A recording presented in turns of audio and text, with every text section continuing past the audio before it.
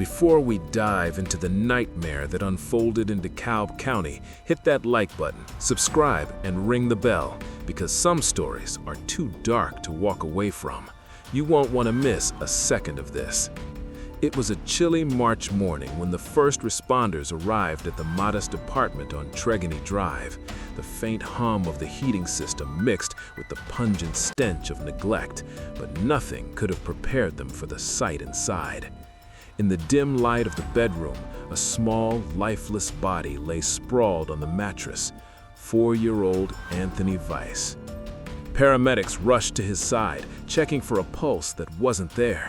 His skin bore the shocking mark of new and old bruises, a gruesome roadmap of suffering. The walls of the apartment whispered secrets of countless punishments, some seemingly trivial, others violently cruel. Officers moved carefully, stepping around toys and scattered clothes, documenting every detail, each piece of evidence telling a story far darker than any of them could have imagined. Sophia Williams, Anthony's mother, sat on a worn couch in the living room, her eyes vacant, staring at nothing. Neighbors later testified that she had always seemed distant, controlling, quick to anger, but no one imagined the horror lurking behind closed doors. In interviews, they described her as a woman who demanded perfection, who punished failures harshly, but they never suspected this level of brutality. Detective Jensen had seen child abuse cases before, but this one felt different. It wasn't just neglect, it was deliberate, methodical, almost ritualistic. Every bruise, every mark told her that Anthony had been living in a constant state of fear. As she examined the room, she noticed subtle signs: scuffed floors near the bathroom, a broken chair propped against the door, and faint streaks of dried blood on a towel. Each clue pointed to a desperate attempt to cover up something more sinister. Neighbors' statements painted a picture of isolation. Anthony rarely played outside. His interactions were limited to brief exchanges with a frightened 13-year-old sibling who later revealed that punishment was a daily ritual. The child whispered about whoopings with hands, house slippers, and even a charging cord. Anthony's minor accidents, like wetting himself, triggered a violent response. As the investigation unfolded, detectives discovered that the night Anthony died was no ordinary night. Sophia had ignored the boy's distress, leaving him alone after a severe beating. She called 911 only hours later, but not before contacting the child's father, her choice of action raising more questions than answers. Why delay medical attention? Why the secrecy? And then came the shock. In a locked cabinet behind the living room dresser, hidden beneath old clothing, officers found a journal. At first glance, it appeared to be mundane notes, but the entries told a chilling story of obsession with control, of a mother who justified punishment as discipline. One line, scrawled hastily in ink, caught the detective's eye. He must learn, even if it kills him.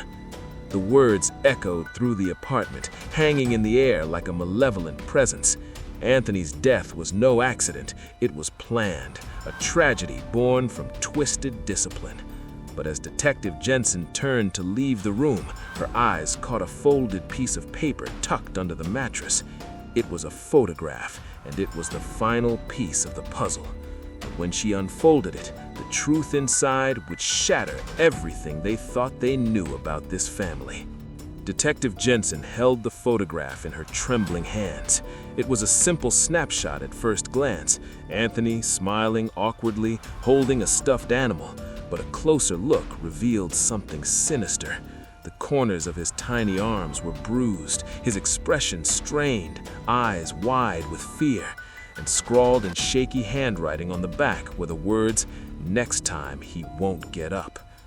Every officer in the room felt the weight of that sentence. This wasn't just punishment, it was premeditated cruelty, a warning recorded by the very person who was supposed to protect him. Detective Jensen realized she was dealing with someone far more calculating than a momentary loss of control. This was obsessive evil. The team started interviewing neighbors again, piecing together Anthony's last days. A neighbor recalled seeing Sophia Williams dragging a small chair across the living room floor, her face red with fury, shouting over something as trivial as spilled milk. Another remembered hearing a loud thud, followed by a scream that stopped abruptly, leaving an eerie silence in its place. Each account added layers to the terrifying puzzle. Meanwhile, the 13-year-old sibling's testimony became critical. With tears streaking down her face, she recounted the relentless cycle of beatings. She spoke of nights when Anthony begged for mercy, only to be met with harsher punishment for crying. She described how Sophia would swing her hand, then switch to the slipper or cord when Anthony tried to escape. The child's voice quivered, but the truth was undeniable. Anthony had suffered, and no one had intervened. Medical examiners confirmed the brutality. The cause of death, blunt force trauma to the head. But the timing was critical. They discovered that Anthony could have survived if he had received immediate medical attention. Instead, Sophia had waited hours, choosing to research symptoms online instead of calling 911. The thought was unbearable. Every second lost was a moment Anthony could have lived. Detective Jensen and her team dug deeper into Sophia's life. What they found was disturbing: a history of volatile relationships, unexplained absences from jobs, and a pattern of obsessive control over her family. But the most shocking discovery came when they traced her phone records. Late-night searches on concussion symptoms, coma signs, and even how long until brain damage occurs painted a terrifying picture. She had not panicked, she had calculated. Then came the break in the case. A tip led police to a storage unit rented under Sophia's name. Inside were stacks of notebooks, photographs, and voice recordings. Each entry detailed punishments, behavioral notes on Anthony, and chilling rationalizations for violence. But one folder stood out. It contained receipts, messages, and a timeline linking her actions on the night Anthony died to a previous incident months earlier, a pattern of escalating abuse. As the team pieced together the timeline, a horrifying realization emerged. Sophia Williams had been methodically preparing Anthony for this final fatal punishment. Every bruise, every scream, every desperate plea for mercy had been part of a twisted narrative she had written herself. Detective Jensen closed the folder, her stomach churning. The walls of the apartment seemed to echo Anthony's cries, a haunting reminder that the boy's suffering had been witnessed by no one capable of stopping it. But just as the team began to feel the case tightening around Sophia, a call came in. The medical examiner's lab had found something unexpected in Anthony's blood work, something that suggested there was more to his death than anyone realized. And that discovery would change everything. The lab results had just come in, and Detective Jensen stared at the screen in disbelief. Anthony's blood contained traces of substances that suggested prolonged stress and malnutrition, chemical evidence that the boy had been systematically deprived and abused over time. The picture of what had truly been happening inside that apartment became horrifyingly clear. Anthony's death was not an isolated event. It was the tragic culmination of weeks, possibly months of deliberate torment. Sophia Williams was brought back in for questioning. Her demeanor was cold, calculated. She did not cry, did not plead innocence, only repeated her version of events. Anthony's injuries were accidents. He was a difficult child, and she had done what any parent must to discipline. Her words were met with silence, disbelief, and rising anger from the investigators. The evidence against her was overwhelming, yet her detachment was chilling. The courtroom was packed as the trial began.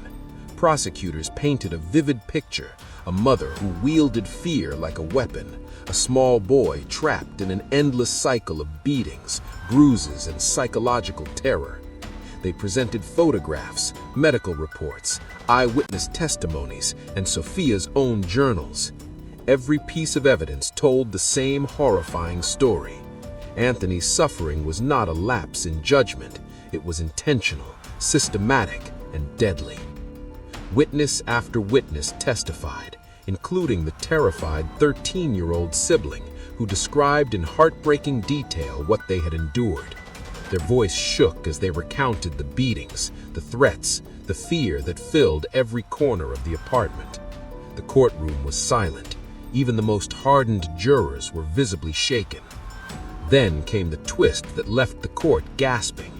Among Sophia's hidden notebooks, detectives had discovered correspondence with an online parenting forum where she had sought advice for disciplining difficult children.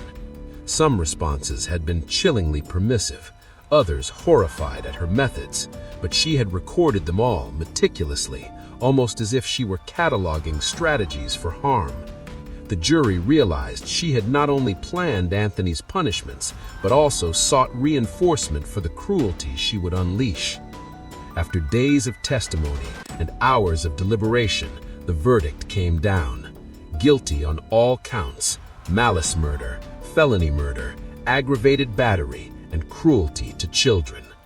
The judge imposed life without the possibility of parole, plus 10 additional years, the maximum sentence.